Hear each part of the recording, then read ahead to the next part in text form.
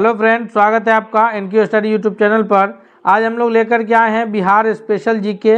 इस Bihar special GK में हम लोग देखेंगे बिहार से संबंधित महत्वपूर्ण प्रश्न और उसके उत्तर तथा व्याख्या सहित हम लोग इसको एक एक प्रश्नों को करते हैं। तो आइए हम लोग बिना देर किए हुए शुरू करते हैं एक एक क्वेश्चंस को। हमारे स्क्रीन पर जो पहला सवाल आया है यह है कि बिहार का पहला गणतंत्र वैशाली में किसके द्वारा स्थापित किया गया था।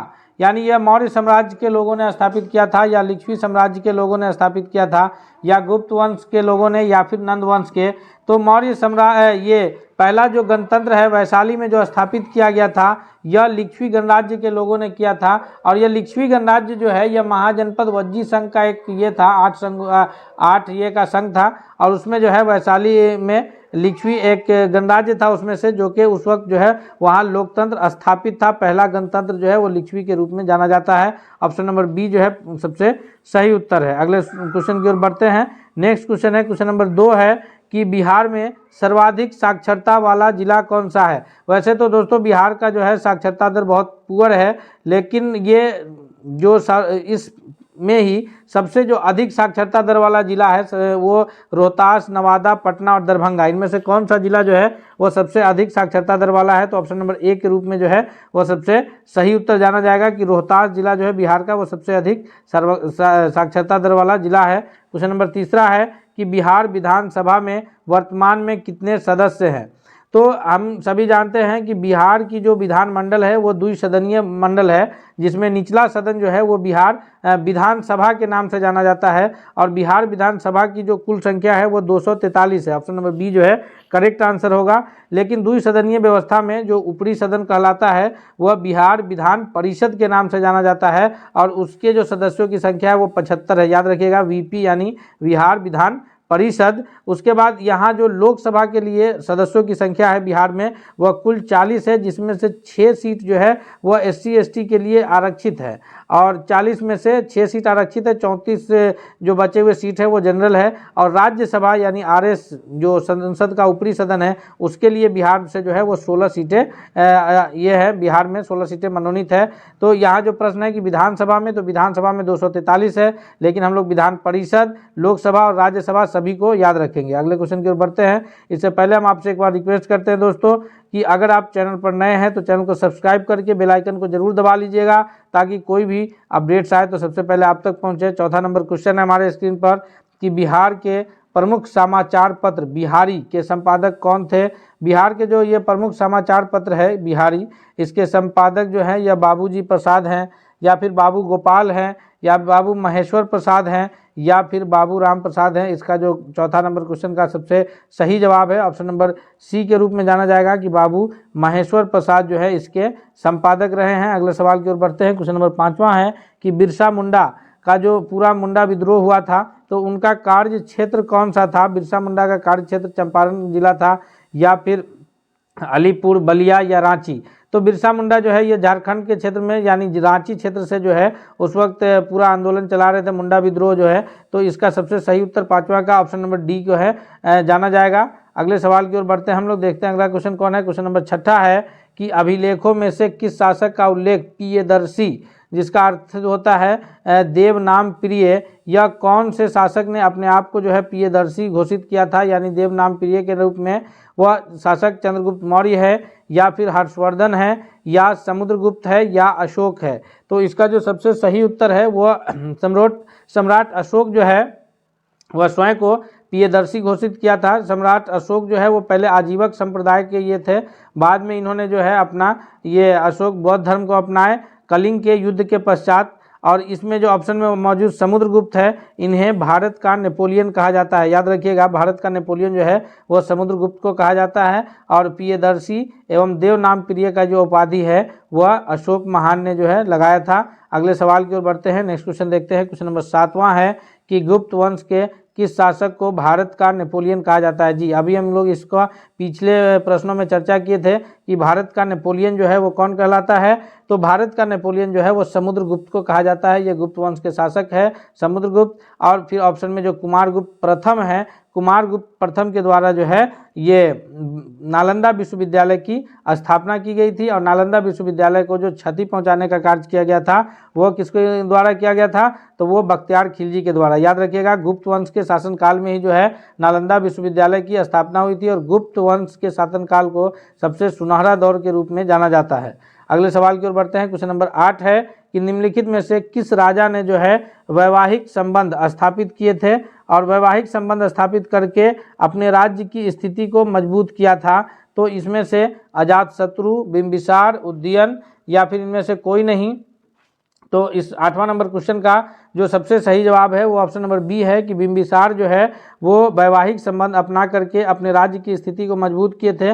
मुख्य रूप से 3 शादियां किए थे बिंबिसार ने। बिंबिसार कौन थे, तो यह मगध का जो मगध साम्राज्य जो था 16 महाजनपदों में से, उनमें सबसे पहला जो वंश का शासक रहा है हर्यक वंश, उस हर्यक वंश के संस्थापक के रूप में जाने जाते हैं बिंबिसार। इन्होंने वैवाहिक नीति अपना करके जो है अपने राज्य की स्थिति को सुदृढ़ करने का काम किया। इसके बाद बिंबिसार के बाद जो है उनके पुत्र अजातशत्रु बने, फिर उसके बाद जो है उदयन हर्यक वंश के शासक बने। और उदयन ने जो है, चूंकि बिंबिसार ने जो मगध साम्राज्य की हर्यक वंश की राजधानी थी वो गिरिब्रिज यानी राजगीर में रखे थे, उसको राजगीर से पाटलिपुत्र शिफ्ट करने का काम जो है उदयन के द्वारा किया गया था। तो ये भी हम लोग याद रखेंगे। नेक्स्ट क्वेश्चन की ओर बढ़ते हैं। अगला क्वेश्चन देखते हैं। क्वेश्चन नंबर 9 है कि अशोक की ब्राह्मी अभिलेख को, अशोक ने जो ब्राह्मी अभिलेख लिखवाया था, इसको सर्वप्रथम किसने पढ़ा था। इसको पढ़ने का जो श्रेय है वह किसको जाता है, वह BN मिश्रा को जाता है या फिर प्रिंसेप को या HD शौल्किया या इनमें से कोई नहीं। तो 9वां नंबर क्वेश्चन का जो सही उत्तर है दोस्तों वो ऑप्शन नंबर बी के रूप में जाता है कि अशोक के ब्राह्मी अभिलेख को जो पढ़ने का कार्य किया है वो प्रिंसेप महोदय ने किया है। नेक्स्ट क्वेश्चन की ओर बढ़ते हैं। अगला प्रश्न देखते हैं। क्वेश्चन नंबर 10 है हमारे स्क्रीन पर। 10वां नंबर प्रश्न क्या कह रहा है कि केवल वह स्तंभ जिसमें अशोक ने स्वयं को मगध का सम्राट कहा है। ये सारे स्तंभालेख जो हैं ये अशोक के शासनकाल से संबंधित है। जैसे मस्की का लघु शिलालेख है, भाबरू शिलालेख है, रानी का स्तंभालेख है और फिर रुमनदेई का अभिलेख है। इनमें से किस अभिलेख में जो है अशोक ने स्वयं को मगध का सम्राट बताया था।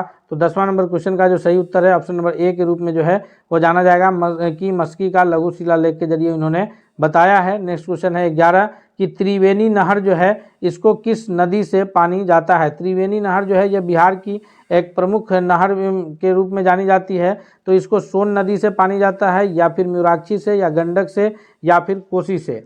तो इसका जो सही उत्तर है 11वां नंबर प्रश्न का कि कोसी नदी से तो जाएगा नहीं, क्योंकि कोसी नदी का जो प्रवाहन है वह सीमांचल क्षेत्र में है।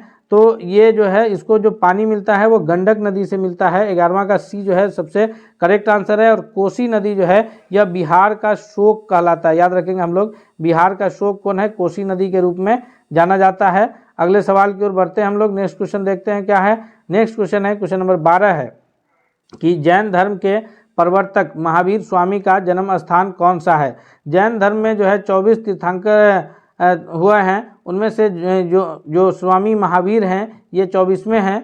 तो ये इनका जो जन्म स्थान है वह कौन सी जगह पर है। ये पिपली वन, विक्रमशिला, कुंडग्राम या फिर वैशाली। तो 12वां का जो सही उत्तर है ऑप्शन नंबर सी है कि कुंडग्राम जो है वो जैन धर्म के प्रवर्तक स्वामी महावीर का जन्म स्थल है। और जो एक और धर्म हुए हैं इसके पैरेलल जो है बौद्ध धर्म, उनके जो संस्थापक के रूप में जाने जाते हैं गौतम बुद्ध, उनका जन्म जो है वो नेपाल के लुम्बिनी वन में हुआ था। याद रखेंगे हम लोग। क्वेश्चन नंबर 13 है कि वर्धमान महावीर ने कहाँ निर्वाण की प्राप्ति की। यानी महावीर स्वामी का जो है ये इन्होंने अपना प्रांत कहाँ त्यागा था, या वैशाली में या राजगीर या नालंदा या फिर पावापुरी। तो इस 13वां नंबर प्रश्न का जो सबसे सही उत्तर होगा दोस्तों वो ऑप्शन नंबर डी के रूप में जाना जाएगा कि पावापुरी में जो है इन्होंने अपना निर्वाण की प्राप्ति करी थी। अगले सवाल की ओर चलते हैं। नेक्स्ट क्वेश्चन है क्वेश्चन नंबर 14 है कि पटना में किस सिख गुरु का जन्म स्थान है। जी, ये बिहार का पटना जो है वो किस सिख गुरु के जन्म स्थान के रूप में जाने जाते हैं। गुरु नानक या फिर गुरु गोविंद सिंह या गुरु हरगोविंद या गुरु फिर तेज बहादुर। तो ये पटना में जो है सिख गुरु अंतिम सिख गुरु के रूप में जाने जाते हैं। 14वां नंबर क्वेश्चन का सबसे correct answer option number B है। वैसे 10वें सिख गुरु जो है वो गुरु ग्रंथ साहिब को माना गया है, तो इसलिए गुरु गोविंद सिंह का जो जन्म स्थान है वह पटना में हुआ था। 14वां नंबर प्रश्न का सबसे सही उत्तर ऑप्शन नंबर बी है। नेक्स्ट क्वेश्चन है, क्वेश्चन नंबर 15 है कि ये विष्णुपद मंदिर जो है यह बिहार के किस जिले में स्थित है। विष्णुपद मंदिर जो है यह बिहार के पटना जिला में स्थित है, या फिर गया, जमुई, या फिर यह पटना जिला के अंतर्गत दानापुर में स्थित है। तो 15वां का जो करेक्ट आंसर है यह ऑप्शन नंबर बी के रूप में जाना जाएगा कि ये विष्णुपद मंदिर जो है यह बिहार के गया जिला में स्थित है। दोस्तों हम लोग एक एक महत्वपूर्ण प्रश्नों को जो है बिहार से संबंधित देखेंगे, ताकि अगर बिहार से संबंधित कोई प्रश्न बन रहे हैं तो वो आपसे छूटे नहीं। इसलिए हम आपसे रिक्वेस्ट करते हैं कि अगर आप अब तक चैनल पर नए हैं, चैनल को सब्सक्राइब नहीं किए तो जरूर सब्सक्राइब कर लीजिएगा और इस वीडियो को जरूर लाइक करते हुए दोस्तों के बीच शेयर कीजिएगा। क्वेश्चन 16वां कह रहा है कि बिहार के किस पर्यटन केंद्र पर गर्म जल के अनेक स्रोत है, यानी कौन सा पर्यटन स्थल है जहां गर्म जल के कुआं जो है वहां उपस्थित मिलता है। वह है देव में है, पावापुरी में है, या राजगीर, या फिर बिहार शरीफ में। 16वां का जो सबसे सही उत्तर है ऑप्शन नंबर सी है कि राजगीर जो पर्यटन स्थल है वहाँ कई गर्म जल कुंड जो है मिलते हैं, तो अनेक गर्म जल के स्रोत वहाँ उपलब्ध हैं। ऑप्शन नंबर सी के रूप में सही उत्तर है। नेक्स्ट क्वेश्चन है 17 कि निम्नलिखित में से किस नगर में प्रथम बौद्ध सभा आयोजित की गई थी। प्रमुख 4 बौद्ध संगीतियाँ हुई है, उसमें से 3 बौद्ध संगीति जो है वो बिहार में हुई है और चौथी बौद्ध संगीति जो है वो कश्मीर में हुई है। तो यहाँ प्रथम पूछा जा रहा है, प्रथम 3 बौद्ध संगीति बिहार में हुई है, तो प्रथम बौद्ध संगीति कहाँ हुई है। 17वां का याद रखना है हम लोग को कि प्रथम बौद्ध संगीति जो है यह राजगीर में हुआ है, पुराना नाम इसका राजगिरी है। ऑप्शन नंबर सी के रूप में करेक्ट आंसर है। दूसरा बौद्ध संगीति जो है यह वैशाली में हुआ है, तीसरा बौद्ध संगीति जो है यह पाटलिपुत्रा में हुआ है, और चौथा बौद्ध संगीति जो है यह कुंडलवन कश्मीर में हुआ है। तीसरा बौद्ध संगीति से प्रश्न बनता है कि पाटलिपुत्रा में हुआ था, और उस वक्त जो यहाँ राजा थे वो सम्राट अशोक थे, यानी सम्राट अशोक का संरक्षण जो है तीसरी बौद्ध संगीति को प्राप्त था। अगले सवाल की ओर बढ़ते हैं। क्वेश्चन नंबर 18 है कि राजगृह का पुराना नाम क्या है। तो राजगिरी का जो पुराना नाम है वह कौन सा है। मगध, गिरिव्रज, बसाड, या फिर पाटलिपुत्र। तो 18वां नंबर प्रश्न का जो सबसे करेक्ट आंसर होगा कि राजगिरी जो है यह गिरिव्रज का पुराना राजगिरी का पुराना नाम गिरिव्रज है, और आधुनिक नाम जो है आज वर्तमान में वह राजगीर के रूप में जाना जाता है। आज राजगिरी भी यूज नहीं हो रहा है, आजकल जो नाम यूज हो रहा है उसके लिए राजगीर। अगले सवाल की ओर बढ़ते हैं। क्वेश्चन नंबर 9 है कि कौटिल्य का अर्थशास्त्र यह कितने अधिकरणों में व्यक्त है। इसका सही उत्तर कौन सा होगा। तो प्रश्न है कि कौटिल्य का अर्थशास्त्र कितने अधिकरणों में विभक्त है। तो यहाँ जो ऑप्शन है 12, 14, 16, 20, इसमें से कोई भी ऑप्शन सही नहीं है। याद रखेंगे हम लोग इसका जो अधिकरण है यह कुल 15 अधिकरणों में विभक्त है। कौटिल्य का जो अर्थशास्त्र है वह कितने अधिकरणों में विभक्त है, तो यह 15 अधिकरणों में विभक्त है। और इस प्रकार के अगर प्रश्न रहे और ऑप्शन अगर मैच ना हो तो आप वहाँ जो है ये कह सकते हैं कि इनमें से कोई नहीं का जो ऑप्शन होगा, क्योंकि अगर बीपीएससी प्रश्न करता है तो उसमें 5वां ऑप्शन मौजूद रहता है, इनमें से कोई नहीं, आप उसे टिक कर सकते हैं। अगले क्वेश्चन की ओर बढ़ते हैं हम लोग। नेक्स्ट क्वेश्चन देखते हैं। अगला प्रश्न है हमारे स्क्रीन पर, क्वेश्चन नंबर 20 है कि मौर्य वंश के पश्चात किस वंश का राज्य जो है यह स्थापित हुआ था। मौर्य वंश के पश्चात जो है शक वंश, शुंग वंश, सातवाहन, या फिर कुषाण वंश का शासन शुरू हुआ था। 20वां नंबर प्रश्न का जो सबसे करेक्ट आंसर है वह कौन सा है। तो 20वां नंबर प्रश्न का जो सबसे सही उत्तर है कि मौर्य वंश के पश्चात जो मगध पर शासन शुरू हुआ था वह शुंग वंश का पुष्यमित्र शुंग के द्वारा जो है इसकी स्थापना की गई थी। नेक्स्ट क्वेश्चन की ओर बढ़ते हैं। क्वेश्चन नंबर 21 है कि वह स्रोत जिसमें पाटलिपुत्र के शासन का वर्णन मिलता है वह कौन सा स्रोत है, जिसके जरिए जो है पाटलिपुत्र के प्रशासन से संबंधित जो ये वर्णन है वो हमें प्राप्त होता है। तो ये दिव्यदान से होता है, या अर्थशास्त्र से, या इंडिका से, या अशोक के शिलालेख से। तो इस 21वां नंबर प्रश्न का जो सही उत्तर है दोस्तों वह कौन सा होगा। ऑप्शन नंबर सी के रूप में जाना जाएगा कि इंडिका से प्राप्त होता है। इंडिका किसकी रचना है, तो इंडिका जो है यह मेगास्थनीज के द्वारा रचित पुस्तक है। मेगास्थनीज कौन था, यह सेल्यूकस निकेटर का राजदूत था जो कि चंद्रगुप्त मौर्य के दरबार में आया था। और अर्थशास्त्र की रचना कौन किए थे, तो अर्थशास्त्र की रचना जो किए थे वह विष्णुगुप्त किए थे, यानी उनका अन्य नाम कौटिल्य और चाणक्य के नाम से जाना जाता है। चंद्रगुप्त मौर्य ने उन्हें जो है अपना प्रधानमंत्री के पद पर नियुक्त किया था, क्योंकि ये नंद वंश को हरा करके मौर्य साम्राज्य की स्थापना करने में उनकी एक अहम भूमिका थी, और उन्होंने जो है एक पुस्तक अर्थशास्त्र की रचना की। नेक्स्ट क्वेश्चन है कि जनसंख्या के घनत्व के आधार पर बिहार का स्थान भारत में कौन सा है। तो जनसंख्या की दृष्टि से अगर हम लोग बिहार की बात करें तो जनसंख्या के दृष्टि से बिहार की स्थिति तीसरा बड़ा राज्य है। बिहार से 2 बड़े राज्य हैं जो जनसंख्या में बिहार से आगे हैं। क्षेत्रफल की बात करें तो क्षेत्रफल की दृष्टि से बिहार भारत का 12वां बड़ा राज्य है। और अगर हम लोग जनसंख्या घनत्व पर बात करें तो यहाँ जनसंख्या घनत्व पर बिहार प्रथम है, क्योंकि 1106 लोग जो है बिहार में प्रति वर्ग किलोमीटर में निवास करते हैं। और इतना अधिक निवास जो है बिहार के अलावा कोई अन्य राज्य में नहीं करता है। राज्य के हिसाब से बिहार, केंद्र शासित प्रदेश में फिर ये आंकड़े बदलते हैं, तो राज्य के हिसाब से जो जनसंख्या घनत्व सबसे अधिक है वो बिहार राज्य का है। भारत में यह प्रथम है। 22 का ए जो है आंसर सबसे सही उत्तर होगा। क्वेश्चन नंबर 23 है कि बिहार की साक्षरता प्रतिशत कितनी है।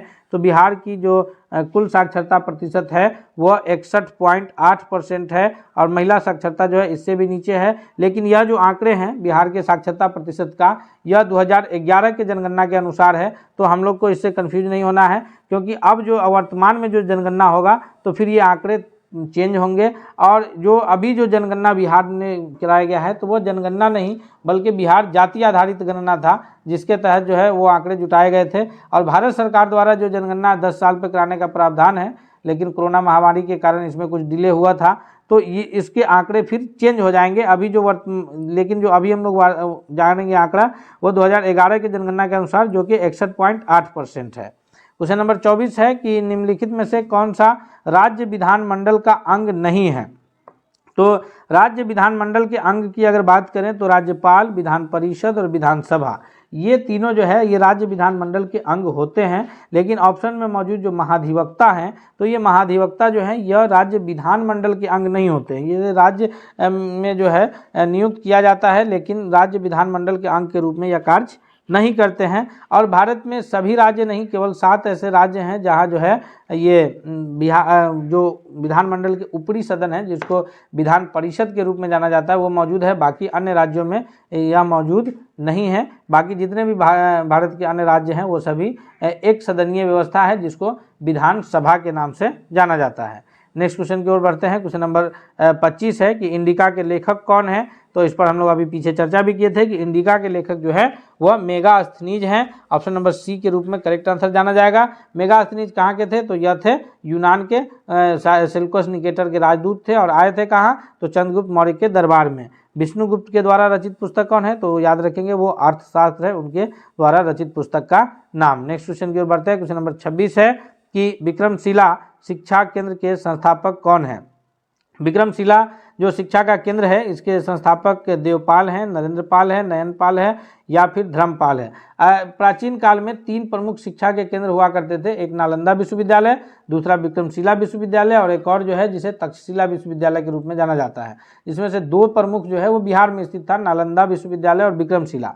विक्रमशिला विश्वविद्यालय आधुनिक बिहार के भागलपुर जिले में स्थित था और नालंदा तो नालंदा जिले में स्थित था। नालंदा विश्वविद्यालय को कुमारगुप्त प्रथम ने स्थापना किया था, वहीं विक्रमशिला विश्वविद्यालय की जो स्थापना है वो धर्मपाल के द्वारा किया गया था। ऑप्शन नंबर डी जो है इसका सबसे सही जवाब है। नेक्स्ट क्वेश्चन की ओर बढ़ते हैं। क्वेश्चन नंबर 27 है कि विक्रमशिला विश्वविद्यालय में किस विषय की पढ़ाई विशेष रूप से होती थी।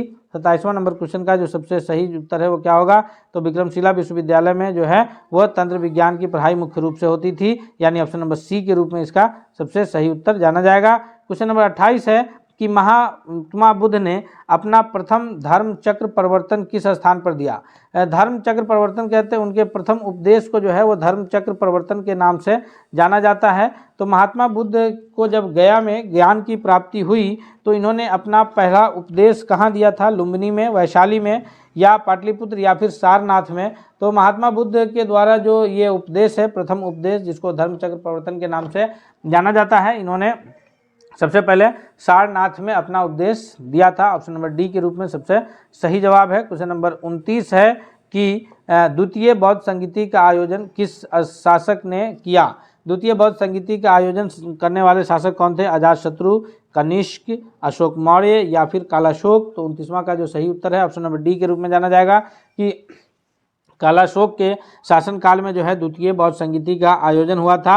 वहीं जो है अशोक के शासनकाल में तृतीय बौद्ध संगीति जो पाटलिपुत्र में हुई थी उसका हुआ। द्वितीय बौद्ध संगीति जो है वह कहाँ हुआ था, तो वह वैशाली जिले में हुआ था। अगले क्वेश्चन की ओर बढ़ते हैं। क्वेश्चन नंबर 30 है कि पाटलिपुत्र में आयोजित तृतीय बौद्ध परिषद का संरक्षण कौन था। तो अभी हम लोग इस पर पीछे चर्चा किए हैं कि पाटलिपुत्र में जो तृतीय बौद्ध संगीति आयोजित हुई थी उसके संरक्षक के रूप में जो है वो कौन जाने जाते हैं, अशोक मौर्य, यानी ऑप्शन नंबर डी के रूप में जो है ये अशोक जो है जाने जाते हैं। ऑप्शन नंबर बी जो है वो सबसे सही उत्तर होगा कि अशोक महान के द्वारा जो है तृतीय बौद्ध संगीति को संरक्षण प्राप्त हुआ था। क्वेश्चन नंबर 31 है कि चतुर्थ बौद्ध संगीति जो कुंडलवन कश्मीर में हुआ था वो निम्नलिखित में किसके समय में हुआ था। तो चौथी बौद्ध संगीति जो कि कुंडलवन कश्मीर में हुआ था, यह जो हुआ था 31वां नंबर क्वेश्चन का जो करेक्ट आंसर है वो कनिष्क के समय में हुआ था, यानी ऑप्शन नंबर डी जो है 31वां के लिए भी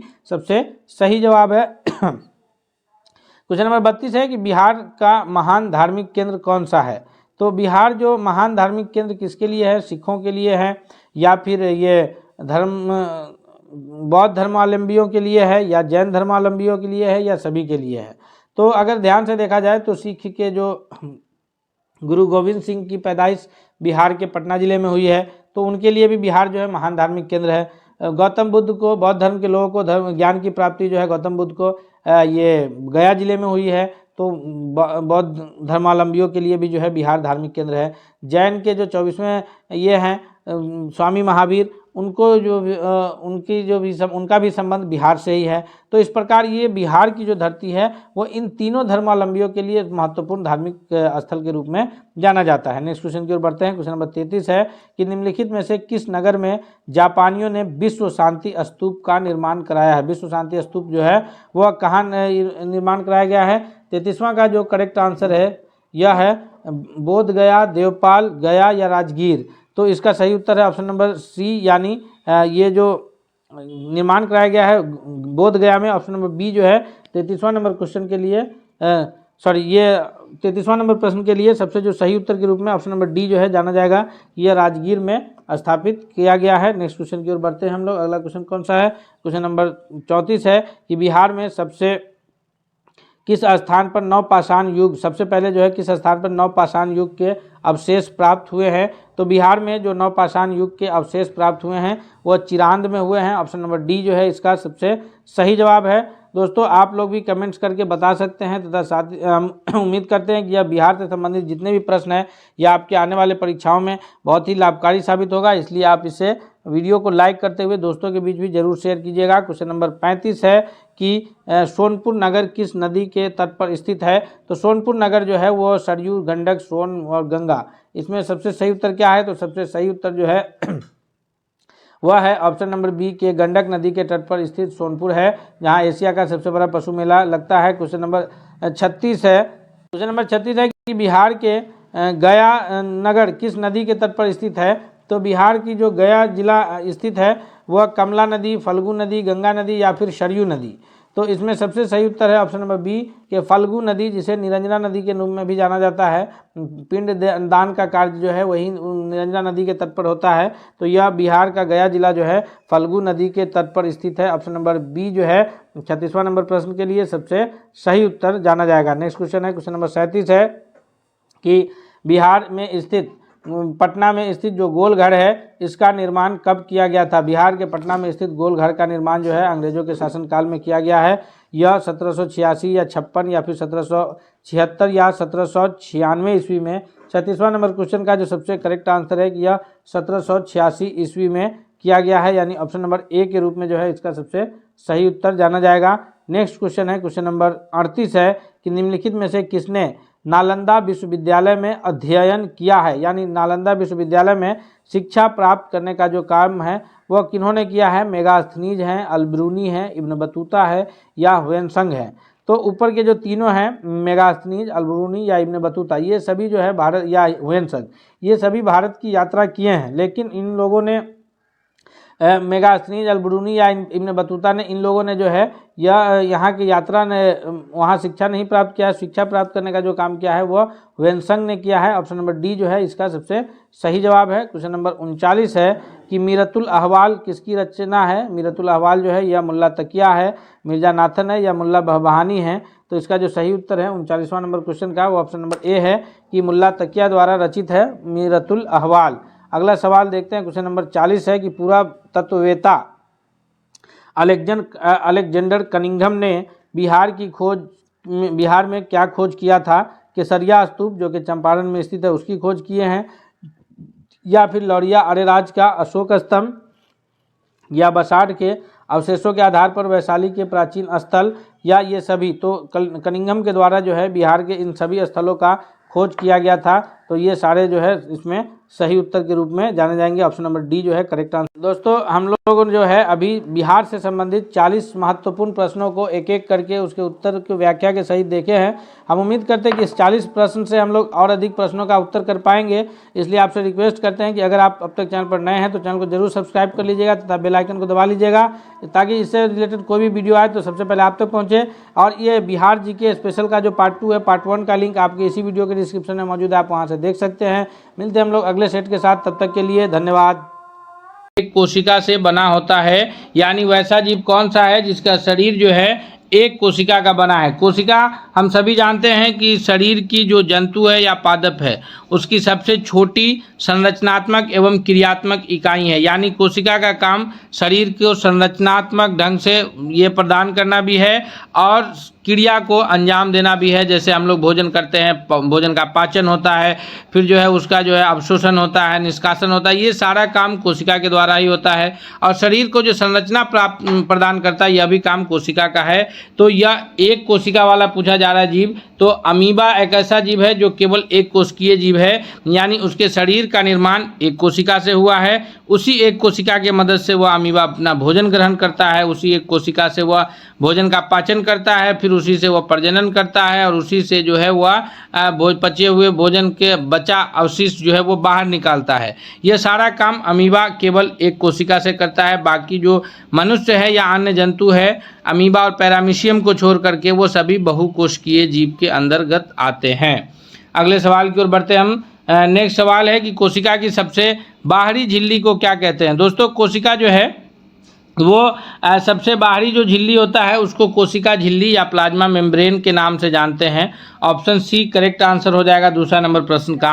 उसके अंदर जो है माइटोकॉन्ड्रिया, राइबोसोम, लाइसोसोम और बीच में जो है कोशिका का केंद्रक होता है और फिर ये केंद्रक झिल्ली से बना होता है। और इस कोशिका झिल्ली के अंदर जो है जो एक द्रव होता है जिसको जो है कोशिका द्रव के नाम से जानते हैं। तो ये कोशिका का सबसे बाहरी झिल्ली कोशिका झिल्ली के नाम से जाना जाता है। वहीं पादप कोशिका जो होता है उसमें कोशिका झिल्ली के बाहर भी एक आवरण होता है जिसको कोशिका भित्ति के नाम से जानते हैं। किसके नाम से जानते हैं? कोशिका भित्ति के नाम से, जो कि केवल पादप कोशिका यानी पेड़ पौधे की कोशिका में पाए जाते हैं। बाकी जंतु में कोशिका झिल्ली पाया जाता है। पादप कोशिका में कोशिका भित्ति इसलिए पाया जाता है क्योंकि उसको कठोरता प्रदान करने के लिए वो जरूरी होता है। और कोशिका भित्ति जो है वो या बाहरी सबसे कोशिका झिल्ली के बाहरी आवरण है। उसके बाद कोशिका भित्ति के बाद कोशिका झिल्ली होता है। फिर उसके अंदर जो है कोशिका के जो अंग हैं जैसे राइबोसोम, लाइसोसोम, माइटोकॉन्ड्रिया ये सारे पाए जाते हैं। अगले सवाल की ओर बढ़ते हैं। सवाल है कि इलेक्ट्रॉन का आवेश होता है। तो दोस्तों इलेक्ट्रॉन जो है, इलेक्ट्रॉन, प्रोटॉन और न्यूट्रॉन, किसी भी परमाणु के ये 3 मौलिक कण हैं। कौन कौन है? इलेक्ट्रॉन, प्रोटॉन और न्यूट्रॉन। इलेक्ट्रॉन की खोज जो है जे थॉमसन ने किया था, प्रोटॉन की खोज गोल्डस्टीन ने किया था और न्यूट्रॉन की खोज जेम्स चैडविक ने किया था। इलेक्ट्रॉन पर हमेशा ऋणात्मक चार्ज होता है, यानी ऑप्शन बी सही जवाब हो जाएगा। वहीं प्रोटॉन पर जो है वो धनात्मक चार्ज होता है। प्रोटॉन पर धनात्मक चार्ज होता है और शून्य यानी कोई चार्ज नहीं वह न्यूट्रॉन पर होता है। न्यूट्रॉन पर शून्य चार्ज होता है। इस प्रकार तीसरा का ऑप्शन बी सबसे सही जवाब है। चौथा नंबर प्रश्न है हमारे स्क्रीन पर कि पाचन तंत्र का सबसे लंबा अंग कौन सा है? जी हाँ, पाचन तंत्र का जो सबसे लंबा अंग है चौथा नंबर प्रश्न के लिए वो है ऑप्शन सी कि छोटी आंत जो है वो पाचन तंत्र का सबसे लंबा अंग है। ऑप्शन सी इसका सबसे करेक्ट आंसर हो जाएगा। दोस्तों हम एक एक प्रश्नों को आपको उसके उत्तर के व्याख्या के साथ जो है बताते चलेंगे। इसलिए आपसे रिक्वेस्ट भी है कि अगर आप हमारे चैनल पर अब तक नए हैं, चैनल को सब्सक्राइब नहीं किया है, तो प्लीज़ आप चैनल को सब्सक्राइब करते हुए बेल आइकन को दबा लीजिए ताकि अगला हर अपडेट्स आप तक सबसे पहले पहुँचेगा। सवाल अगले की ओर बढ़ते हैं। अगला सवाल है कि मनुष्य में रक्त संचार प्रणाली में मुख्य अंग कौन सा है? यानी मनुष्य के शरीर में सभी अंगों में रक्त को पहुंचाने का जो कार्य है वो कौन करता है? तो रक्त पर जो संचार का काम है वो काम होता है हृदय का, यानी हार्ट का, जो कि 4 कोष्ठीय होता है मनुष्य का हार्ट। 2 अलिंद और 2 निलय जो है, एक बायां अलिंद बायां निलय और फिर दायां अलिंद दायां निलय रक्त, ये मनुष्य के रक्त ये में हृदय में पाए जाते हैं, जो कि रक्त परिसंचरण का मुख्य केंद्र है। यहाँ से जो है सारे रक्त को पंप किया जाता है जो शरीर के अन्य हिस्सों में पहुँचते हैं। फेफड़ा जो है इसका काम है कि नाक द्वारा लिए गए वायु से ऑक्सीजन को शोषित करके फिर रक्त में मिला करके ऑक्सी हीमोग्लोबिन बना देता है। फिर जो हार्ट है, हृदय है, वो उसको पंप करता है, पूरे शरीर में पहुंच जाता है। गुर्दा का काम है कि डायलिसिस करता है, यानी जो अपशिष्ट पदार्थ है उसे छानता है। और तो इस प्रकार जो है ये चारों हमारे अंग हैं, इसका अलग अलग कार्य है। यकृत जो है या लीवर जिसको कहते हैं, ये शरीर की सबसे बड़ी ग्रंथि के रूप में जानी जाती है। अगले प्रश्न की ओर बढ़ते हैं। सवाल है कि गति का एसआई मात्रक क्या है। गति जो है कि एसआई मात्रक होगा, गति की परिभाषा जब हम लोग पढ़ते हैं तो उसमें गति बराबर क्या आता है, दूरी बटा समय। गति का क्या होता है कि दूरी बटा समय, यानी प्रति इकाई समय में तय की गई दूरी को गति के नाम से जानते हैं, दूरी बटा समय। तो दूरी का एसआई मात्रक मीटर में मापते हैं और समय को सेकेंड में मापते हैं। अर्थात दोस्तों जो गति का एसआई मात्रक हो जाएगा वह हो जाएगा मीटर प्रति सेकेंड। ऑप्शन बी इसका सबसे करेक्ट आंसर के रूप में उत्तर जाना जाएगा। ऑप्शन बी सबसे सही जवाब हो जाएगा। नेक्स्ट प्रश्न की ओर बढ़ते हैं। सवाल है कि न्यूटन का जो द्वितीय गति नियम है वह किससे संबंधित है। जी हाँ दोस्तों, न्यूटन का जो सेकेंड लॉ ऑफ मोशन है वह संबंधित है F is equal to mass into acceleration से, यानी द्रव्य ये बल बराबर जो है द्रव्यमान गुणित त्वरण से संबंधित है। तो इसके लिए 7वां का ऑप्शन बी सबसे सही जवाब के रूप में उत्तर जाना जाएगा। अगर आप हमसे पहले उत्तर कर पा रहे हैं तो आप कमेंट करके ज़रूर बताएं, और आप इस वीडियो के अंत में ज़रूर बताएंगे कि जो है आपने अब तक जो है कितने प्रश्नों को टोटल सही किया है, ताकि इससे हमें अंदाज़ा ये मिल सके कि आप कितना प्रश्न सही कर पा रहे हैं। दोस्तों अगले प्रश्न की ओर बढ़ते हैं। सवाल है कि किसी वस्तु पर कार्य तभी होता है जब। तो जब हम किसी वस्तु पर कार्य को परिभाषित कैसे करेंगे, तो विज्ञान जो है कार्य को और ग्रामर कार्य को अलग अलग तरह से परिभाषित करता है। ग्रामर का कहना है, जब आप व्याकरण पढ़ेंगे, इंग्लिश ग्रामर पढ़ेंगे, तो उसमें कहा जाता है कि सबसे सिंपल पहचानने का तरीका होता है कि जिस शब्द के अंत में ना लग गया वो कार्य है, जैसे खाना, सोना, दौड़ना, पढ़ना, लिखना, ये सारे जो है एक्शन वर्ड है, यानी इससे सबसे जो है कार्य के होने का बोध हो रहा है। जैसे हम लोग लिख रहे हैं बैठ करके, तो यहाँ पर जो साइंस है इसका कहना है कि कार्य वर्क जो है यहाँ पर यह तभी होगा जब हम किसी वस्तु पर बल लगाएंगे और बल लगाने के वजह से उसमें कुछ विस्थापन आए तो कार्य होगा। यानी कि अगर हम बल लगा रहे हैं और कोई विस्थापन नहीं है, कोई गाड़ी रोड पर खड़ी है, हम कंटिन्यू पूरे 1 घंटा से उसको बल लगा रहे हैं, लेकिन वो गाड़ी जो है 1 इंच आगे पीछे नहीं हो पा रहा है, यानी हमारे द्वारा किया गया कार्य शून्य होगा। भले हम कितना भी न्यूटन का बल लगा लें, हमारी ऊर्जा का ह्रास हो जाएगा, ऊर्जा हमारा खपत हो जाएगा, लेकिन हमारे द्वारा किया गया कार्य शून्य होगा। हम बोझ लेकर के सर पे रख करके खड़े हैं, चाहे हम कितने देर भी खड़े रहें, उससे हमारे ऊर्जा का कितना भी ह्रास हो जाए, लेकिन हमारे द्वारा किया गया कार्य क्या होगा, शून्य होगा। तो कार्य विज्ञान में तभी परिभाषित होता है कि जब हम किसी वस्तु पर बल लगाते हैं और बल लगाने से उसमें कुछ विस्थापन आता है, यानी कुछ चेंजिंग आता है, तो वह कार्य कहलाता है। अगले प्रश्न की ओर बढ़ते हैं कि ऊर्जा का एसआई मात्रक क्या है। तो ऊर्जा का जो एसआई मात्रक है वह जूल है। ऊर्जा का एसआई मात्रक क्या है, जूल है। ऑप्शन बी करेक्ट आंसर है।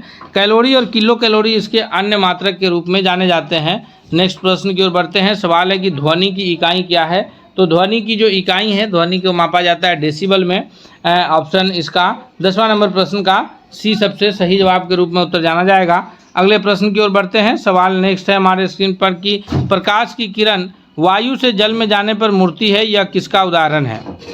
तो प्रकाश की किरण वायु से जब जल में जाती है तो वायु जो है वो थोड़ा सा विरल माध्यम है, वहीं उसके विपरीत जो है जल उससे घना माध्यम है। तो जब भी प्रकाश की किरण वायु से जल में या फिर जल से कांच में जाती है तो इस प्रकार जो है वो अपने अभिलंब की ओर मुड़ जाती है। और यानी कि विरल माध्यम से, जैसे हवा विरल माध्यम है, उससे जब प्रकाश की किरण सघन माध्यम में जाती है तो वह अभिलंब की ओर मुड़ जाती है, और यह घटना जो है अपवर्तन कहलाता है, यानी रिफ्रैक्शन के नाम से जानते हैं। ऑप्शन इसका बी सही जवाब के रूप में उत्तर हो जाएगा। अगला सवाल है हमारे स्क्रीन पर कि यदि किसी वस्तु का द्रव्यमान 10 किलोग्राम है, वस्तु का द्रव्यमान कितना है 10 किलोग्राम है, तो उसका भार क्या होगा। जी हाँ दोस्तों, तो भार जो है वो न्यूटन में निकलता है। G = 9.8 मीटर पर सेकेंड है, तो हम लोग इसको 9.8 × 10 करेंगे तो ये आ जाएगा 98 न्यूटन। कितना आ जाएगा 98 न्यूटन उसका भार होगा। अगर किसी वस्तु का द्रव्यमान जो है 10 किलोग्राम है तो उसका भार कितना होगा 98 न्यूटन होगा।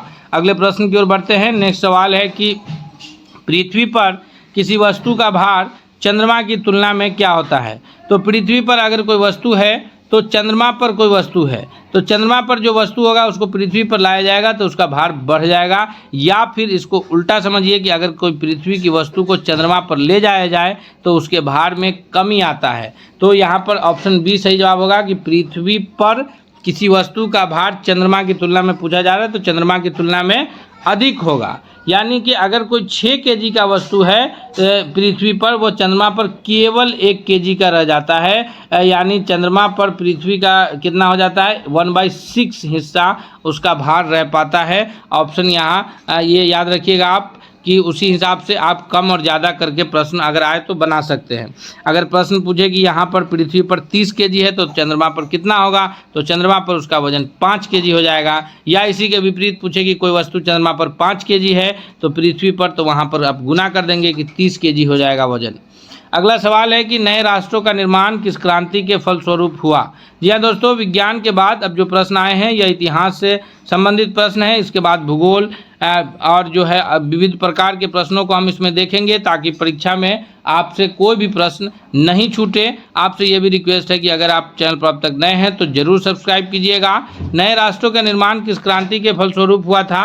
तो नए राष्ट्रों का निर्माण जो है ये मुख्य रूप से फ्रांसीसी क्रांति जो कि 1789 ईस्वी में फ्रांस में लुई 16वां के विरुद्ध हुआ था, उसी क्रांति का परिणाम था। जगह जगह नए राष्ट्र के निर्माण हुए। नेक्स्ट प्रश्न की ओर बढ़ते हैं। कह रहा है कि प्रथम विश्व युद्ध के बाद किस संधि ने जर्मनी को दंडित किया। तो प्रथम विश्व युद्ध सबसे पहले ये जानिए कि 1914 में शुरू हुआ और 1918 तक चला था। ऑस्ट्रिया के राजकुमार आर्कडिक फ्रांसिस फर्डिनेंड जो उसकी हत्या के बाद सेराजेवा हत्याकांड के बाद जो है, जो कि सेराजेवा में हत्या हुआ था, उसके बाद ये प्रथम विश्व युद्ध की शुरुआत हुई और ये 1918 तक चला था प्रथम विश्व युद्ध। इसकी समाप्ति जो है वर्साई की संधि के साथ होती है। वर्साई की संधि जर्मनी के ये मित्र राष्ट्र जो विजयी रहे थे प्रथम विश्व युद्ध में, तो इन्होंने वर्साई की संधि जर्मनी के साथ किया और इसमें जर्मनी को बुरी तरह दंडित किया था। जर्मनी को सेना रखने पर प्रतिबंध लगाया, वायुसेना जर्मनी की वायुसेना को ख़त्म कर दिया और भी जर्मनी के जो है अलग अलग उपनिवेशों पर कब्जा किया गया था। तो इससे जो है यह जर्मनी अपने आप को इसको जो है ये अपमानजनक संधि माना और वर्साई की संधि ही द्वितीय विश्व युद्ध का बीज बोया था, ये भी याद रखिएगा। अगले प्रश्न की ओर बढ़ते हैं। सवाल है कि किसे भारत का लौह पुरुष के नाम से जाना जाता है। तो लौह पुरुष के रूप में सरदार वल्लभ भाई पटेल जाने जाते हैं। ऑप्शन सी सबसे सही जवाब है। नेक्स्ट है कि हड़प्पा सभ्यता की खोज किस वर्ष हुई थी। हड़प्पा और मोहनजोदड़ो जो सभ्यता है जो कि सिंधु और उसकी सहायक नदी के आसपास बसी हुई सभ्यता है, जिसकी खोज 1921 में दयाराम सहनी के द्वारा किया गया था और उस वक्त जो है रेलवे का काम चल रहा था। और इसके मेन जो ये जाने जाते हैं हड़प्पा सभ्यता के, वो अलेक्जेंडर कनिंघम जाने जाते हैं। अगले प्रश्न की ओर बढ़ते हैं। नेक्स्ट सवाल है कि स्नानागार जो हड़प्पा के जो स्थलों से विशाल स्नानागार की प्राप्ति हुई है, यानी विशाल स्नानागार मिले हैं, यह किस स्थल से मिला है। विशाल स्नानागार जो मिला है यह मोहनजोदड़ो से मिला है, यानी इसका ऑप्शन सी सबसे करेक्ट आंसर है। मोहनजोदड़ो जिसका अर्थ होता है मृतकों का टीला। मोहनजोदड़ो का अर्थ क्या होता है, मृतकों का टीला। वहीं कालीबंगन जिसका अर्थ जो है काले रंग की चूड़ी है। लोथल जो है यह गुजरात में स्थित था। भोगवा नदी के तट पर स्थित एक नगरीय सभ्य हड़प्पा सभ्यता का ही अंश है। अगले प्रश्न की ओर बढ़ते हैं। नेक्स्ट सवाल है कि अकबर के 9 रत्नों में से थे। तो अकबर के दरबार में जो 9 रत्न थे उसमें से मुख्य रूप से जो है, जो हमारे स्क्रीन पर आपको नाम दिख रहा है, अब्दुल रहीम खान खाना, मलिक कफूर, अमीर खुसरो और जो है फिरोज शाह तुगलक। तो ऑप्शन ए करेक्ट आंसर है, अब्दुल रहीम खान खाना थे। मलिक कफूर जो है यह गुजरात विजय के पश्चात जो है ये अलाउद्दीन खिलजी जो है इसको लाए थे वहाँ से बंदी बना करके। तो अलाउद्दीन खिलजी के दरबार में उसका मुख्य सेनापति हुआ। जब अलाउद्दीन खिलजी दिल्ली सल्तनत का सुल्तान हुआ तो मलिक कफूर जो है उसका मुख्य सेनापति रहा। अमीर खुसरो कवि रहे हैं और फिरोज शाह तुगलक जो है यह तुगलक वंश के शासक हुए हैं।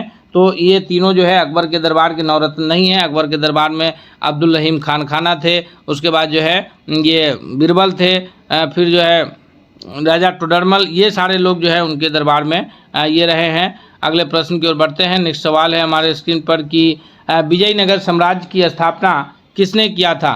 तो विजयनगर साम्राज्य की जो स्थापना है इसका श्रेय जाता है ये हरिहर और बुक्का को। ये दो भाई थे जिन्होंने विजयनगर साम्राज्य की स्थापना किए हैं। यानी 20वां नंबर प्रश्न का ऑप्शन ए सबसे सही जवाब है। अगला है कि सुभाष चंद्र बोस ने आज़ाद हिंद फौज कहाँ स्थापित किया। सुभाष चंद्र बोस के द्वारा जो है आज़ाद हिंद फौज की जो स्थापना की गई है यह भारत से बाहर सिंगापुर में किया गया था। यानी ऑप्शन इसका डी 21वां नंबर प्रश्न का ऑप्शन डी सबसे सही जवाब के रूप में उत्तर जाना जाएगा। अगला सवाल है हमारे स्क्रीन पर कि सौर मंडल में सबसे छोटा ग्रह कौन सा है। तो सौर मंडल में अगर ग्रहों की बात की जाए तो ये सूर्य के सबसे निकट भी है और सबसे छोटा ग्रह भी है, जिसको बुध ग्रह के नाम से जानते हैं। सौर मंडल का सबसे छोटा ग्रह बुध ग्रह है और सबसे अगर बड़ा ग्रह की बात किया जाए तो वह बृहस्पति ग्रह है। अब अगर बात की जाए पृथ्वी की तो पृथ्वी जो है आकार के हिसाब से 5वां बड़ा ग्रह है। कौन सा बड़ा ग्रह है? 5वां बड़ा ग्रह है। और अगर पृथ्वी सूर्य के निकट की बात की जाए तो बुध और शुक्र के बाद पृथ्वी की स्थिति तीसरे नंबर पर है सूर्य से करीब में।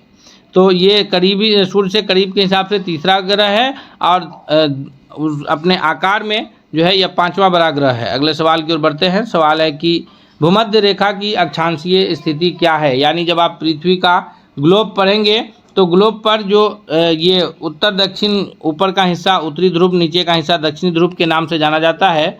वहीं जब आप ये उसको जो है उत्तर से दक्षिण की ओर काल्पनिक रेखाओं से खींचेंगे तो बीचों बीच में जो 0 डिग्री अक्षांश होता है उसको जो है भूमध्य रेखा के नाम से जानते हैं। ऑप्शन बी सबसे सही जवाब है। और 90 डिग्री उत्तर को जो है उत्तर ध्रुव कहते हैं। 23.5 डिग्री दक्षिण को मकर रेखा कहते हैं। इसी के विपरीत 23.5 डिग्री उत्तर को जो है कर्क रेखा कहते हैं। तो कर्क रेखा भारत से होकर के गुजरती है, भारत के 8 राज्यों से गुजरती है। और 66.5 डिग्री उत्तर जो है यह ये उत्तरी ध्रुव वृत्त के नाम से जाना जाता है। अगले सवाल की ओर बढ़ते हैं। नेक्स्ट सवाल है हमारे स्क्रीन पर कि पृथ्वी की 2 प्रमुख गतियां कौन सी है। दोस्तों विज्ञान और इतिहास के बाद अभी हम भूगोल के प्रश्न देख रहे हैं और भी विविध प्रकार के प्रश्न को हम इस सेट में देखेंगे जो आपके परीक्षा की दृष्टि से लाभकारी होगा। इसलिए आपसे रिक्वेस्ट है कि अगर चैनल पर नए हैं तो जरूर सब्सक्राइब कीजिए। आप हमारे चैनल के मेंबर बन सकते हैं और अगर आपको वीडियो पसंद आता है तो आप सुपर थैंक्स के जरिए जो है चैनल को हमारे मोटिवेट कर सकते हैं। अगला सवाल है 24वां कि पृथ्वी की 2 प्रमुख गतियाँ क्या है। पृथ्वी की जो 2 प्रमुख गतियाँ हैं वह है पृथ्वी जो अपने अक्ष पर घूमती है घूर्णन गति, जिसको पूरा करने में पृथ्वी को 24 घंटे का समय लगता है। और एक गति है परिक्रमण गति, जिसको पूरा करने में पृथ्वी को 1 वर्ष कहिए, 12 महीना कहिए या फिर 365 दिन का समय लगता है। तो ये ऑप्शन सी सही जवाब हो जाएगा कि 2 गति है घूर्णन जो अपने अक्ष पे घूमती है, जिसके कारण घूर्णन गति के कारण रात और दिन की घटना होती है। और परिक्रमण गति के कारण जो है ऋतु में बदलाव आता है, यानी शरद ऋतु, गर्म ऋतु, वर्षा ऋतु, जो अन्य प्रकार की ऋतुएं हैं ये सारी ऋतु परिक्रमण गति के कारण होती है। नेक्स्ट सवाल है कि पृथ्वी की परिक्रमा से क्या होता है। तो पृथ्वी की परिक्रमा से अभी हम आपको बताए हैं कि ऋतु में परिवर्तन होता है, मौसम में चेंजिंग आता है। ऑप्शन बी सबसे सही जवाब हो जाएगा। अगला सवाल है कि पृथ्वी सूर्य के चारों ओर किस दिशा में घूमती है। तो पृथ्वी जो सूर्य के चारों ओर चक्कर काटती है यह मुख्य रूप से ये पूरब से पश्चिम की ओर या पश्चिम से पूरब की ओर, आप इसमें कंफ्यूज नहीं होंगे, यह हमेशा जो है पश्चिम से पूरब की ओर चक्कर काटती है। ऑप्शन सी इसका सबसे करेक्ट आंसर है। नेक्स्ट सवाल है कि उत्तरी गोलार्ध में 21 जून को क्या होता है। तो भारत की जो स्थिति है यह पूर्ण रूप से उत्तरी गोलार्ध में है, बल्कि जो विश्व का अधिकांश देश है ऑस्ट्रेलिया और ये दक्षिण अमेरिका और कुछ दक्षिण अफ्रीका का हिस्सा छोड़ करके, तो लगभग जो है 80% विश्व जो है वो उत्तरी गोलार्ध में ही स्थित है। तो उत्तरी गोलार्ध में हर वर्ष 21 जून को सबसे बड़ा दिन यानी सबसे लंबा दिन और सबसे छोटी रात होती है, वो 21 जून की तिथि होती है। अर्थात यहाँ पर ऑप्शन बी 27वां नंबर प्रश्न का सबसे सही उत्तर के रूप में आंसर जाना जाएगा। अगला सवाल है कि पृथ्वी का झुकाव कितनी डिग्री है? तो पृथ्वी अपने अक्ष पर 23.5 डिग्री झुकी हुई है। कितनी झुकी हुई है? तो पृथ्वी अपने अक्ष पर 23.5 डिग्री झुकी है। ऑप्शन सी सही जवाब है। नेक्स्ट प्रश्न है कि किस उपकरण से दिशाओं का पता लगाया जाता है? जी हाँ, दिशा का पता लगाने वाला उपकरण कौन सा है? तो हम लोग दिशा का पता लगाने के लिए कंपास का यूज करते हैं। कंपास में एक बार मैग्नेट होता है जिसको जो है क्षण चुंबक के नाम से जानते हैं, जो हमेशा उत्तर दक्षिण दिशा में जाकर के रुकता है। उसकी जो सुई होती है कंपास की जो निडिल जिसको कहते हैं, तो वो हमेशा उत्तर दक्षिण दिशा में जाकर के रुकता है। तो उसका जो मेन सिरा होता है वो उत्तर होता है, उसके विपरीत दक्षिण होता है। फिर उससे हम पूरब पश्चिम का पता लगा लेते हैं। तो ये किससे लगाया जाता है? कंपास से। थर्मामीटर से ताप की माप करते हैं हम लोग। डॉक्टरी थर्मामीटर से शरीर का तापमान मापते हैं, और जो प्रयोगशाला में थर्मामीटर यूज होता है उससे जो है हम लोग ये ताप मापते हैं। बैरोमीटर है जिससे वायु दाब की माप की जाती है। टेलीस्कोप दूरबीन है जिससे हम दूर स्थित वस्तुओं को करीब करके देख सकते हैं। नेक्स्ट सवाल की ओर बढ़ते हैं। सवाल है कि मानचित्र में पहाड़ी को दर्शाने के लिए कौन सा रंग इस्तेमाल किया गया है? दोस्तों, हम लोग जो प्रश्न आपके लिए लेकर के आए हैं, ये सारे प्रश्न जो है एनसीईआरटी और एससीईआरटी की किताबों से तैयार किया गया है, इसलिए आप इन प्रश्नों को हल्के में ना लें। ये सारे प्रश्न आपको कंफ्यूज करते हैं एग्जाम्स में। ये सवाल है कि कौन सी पहाड़ी को जो है दर्शाने के लिए है? तो भूरा रंग है। ऑप्शन सी इसका सही जवाब है। नेक्स्ट सवाल है कि विश्व पर्यावरण दिवस कब मनाया जाता है? अक्सर दिवस में हम लोग कंफ्यूज हो जाते हैं। तो प्रत्येक वर्ष विश्व पर्यावरण दिवस जो है यह 5 जून की तिथि को मनाया जाता है, जिसका सही उत्तर ऑप्शन बी के रूप में आंसर जाना जाएगा। नेक्स्ट क्वेश्चन है हमारे स्क्रीन पर कि अंतर्राष्ट्रीय योग दिवस, इंटरनेशनल जो है योगा डे, तो ये योग दिवस प्रत्येक वर्ष अब जो है 21 जून की तिथि को मनाया जाता है। जून के महीने में 5 जून की तिथि को क्या मनाते हैं?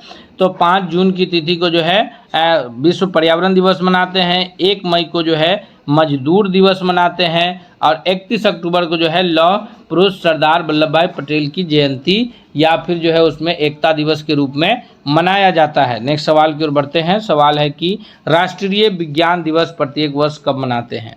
तो राष्ट्रीय विज्ञान दिवस जो है यह प्रत्येक वर्ष जो है 28 जनवरी को मनाया जाता है। ऑप्शन ए इसका सबसे करेक्ट आंसर के रूप में उत्तर जाना जाएगा। अगला सवाल है कि विश्व जल दिवस ये कब मनाया जाता है? तो विश्व जल दिवस जो है ये प्रत्येक वर्ष मनाया जाता है। ये तिथि बहुत इंपॉर्टेंट है, इसलिए कि जब आप बिहार से रिलेटेड एग्जाम देते हैं तो उसमें यह तिथि महत्वपूर्ण हो जाता है कि 22 मार्च की तिथि को विश्व जल दिवस और उसी दिन बिहार दिवस भी मनाया जाता है। तो ये 2 दिवस जो है 22 मार्च की तिथि को मनाया जाता है। अभी पिछले प्रश्न में आपको कहे हैं कि 5 जून को जो है ये पर्यावरण दिवस मनाते हैं, 1 मई को मजदूर दिवस मनाते हैं। आप हमारे साथ याद करते चलिए ताकि आपको अलग से याद करने की आवश्यकता नहीं पड़े। नेक्स्ट सवाल है कि संविधान दिवस कब मनाया जाता है? तो प्रत्येक वर्ष संविधान दिवस जो है यह 26 नवंबर की तिथि को मनाया जाता है, क्योंकि 26 नवंबर 1949 को भारतीय संविधान निर्माताओं ने संविधान को अंगीकृत किया था।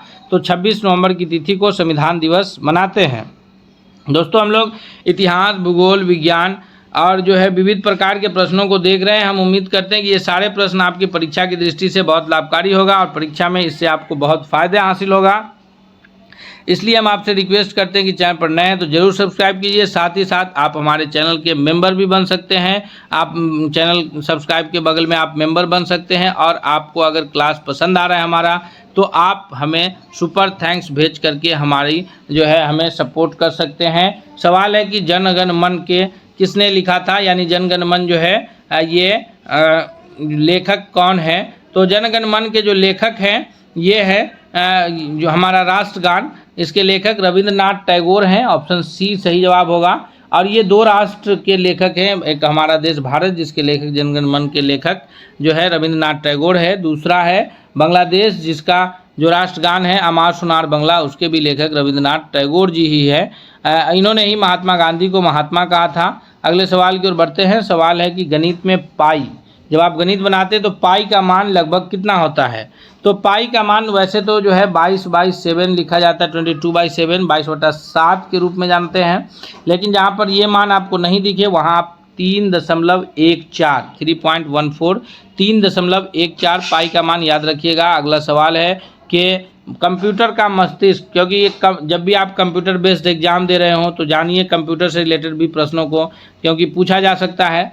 तो कंप्यूटर जो है ये इसका मस्तिष्क कहा जाता है CPU को, सेंट्रल प्रोसेसिंग यूनिट। पूरा नाम क्या है CPU का? Central processing unit. याद रखिएगा, सेंट्रल प्रोसेसिंग यूनिट क्या है? सेंट्रल प्रोसेसिंग यूनिट इसका पूरा नाम है। ये दिमाग है, ये कंप्यूटर को जो भी कमांड दिए जाते हैं यही प्रोसेस करता है। कीबोर्ड माउस जो है यह इनपुट डिवाइस है, यानी इसके जरिए हम कंप्यूटर को कोई कमांड देते हैं, कोई काम करने के लिए बताते हैं। तो इनपुट डिवाइसेस कौन? कीबोर्ड और माउस। और मॉनिटर जो है यह आउटपुट डिवाइस है, ये भी पूछा जाता है। तो इनपुट डिवाइस कौन है? कीबोर्ड माउस है। आउटपुट डिवाइस कौन है? मॉनिटर है, प्रिंटर है, ये सारा आउटपुट डिवाइस है। CPU जो है वो कंप्यूटर का दिमाग है। कंप्यूटर की खोज जो है वो चार्ल्स बैबेज ने किया था, जिसको कंप्यूटर का पिता कहा जाता है। किनको? चार्ल्स बैबेज को। किनको कहा जाता है? चार्ल्स बैबेज को। अगले प्रश्न की ओर बढ़ते हैं। सवाल है कि भारत का पहला कृत्रिम उपग्रह पूछा जा रहा है। तो भारत चूँकि पहला उपग्रह है यहाँ पर, तो कृत्रिम उपग्रह जो है वो आर्यभट्ट है। ऑप्शन बी इसका सबसे करेक्ट आंसर के रूप में उत्तर जाना जाएगा। अगला सवाल है कि चंद्रयान 3 जो है मिशन में लैंडर का नाम क्या था, यानी किस लैंडर से चंद्रयान 3 मिशन को भेजा गया था? तो चंद्रयान 3 के लैंडर का नाम विक्रम था और यह चंद्रमा के साउथ पोल पर 23 अगस्त 2023 को सफल लैंडिंग किया, जिसके उपलक्ष्य में प्रत्येक वर्ष 23 अगस्त की तिथि को जो है राष्ट्रीय अंतरिक्ष दिवस के रूप में मनाया जाता है। अब हम लोग जो है इस सेट के 40 प्रश्नों को कवर कर चुके हैं दोस्तों। हम उम्मीद करते हैं कि ये सारे प्रश्न आपके परीक्षा के दृष्टि से बहुत लाभकारी साबित होने वाला है। इसलिए आपसे फिर एक बार हम चलते चलते रिक्वेस्ट करते हैं कि अगर चैनल पर नए हैं तो ज़रूर सब्सक्राइब कीजिए। साथ ही साथ आप सब्सक्राइबर के बगल के बटन से आप हमारे चैनल के मेंबर बन सकते हैं ज्वाइन करके। और जो है अगर आपको यह क्लास पसंद आया है तो आप हमें जो है सुपर थैंक्स भेज करके हमें आप सपोर्ट कर सकते हैं। हम मिलते हैं अगले सेट के साथ, तब तक के लिए बहुत बहुत धन्यवाद।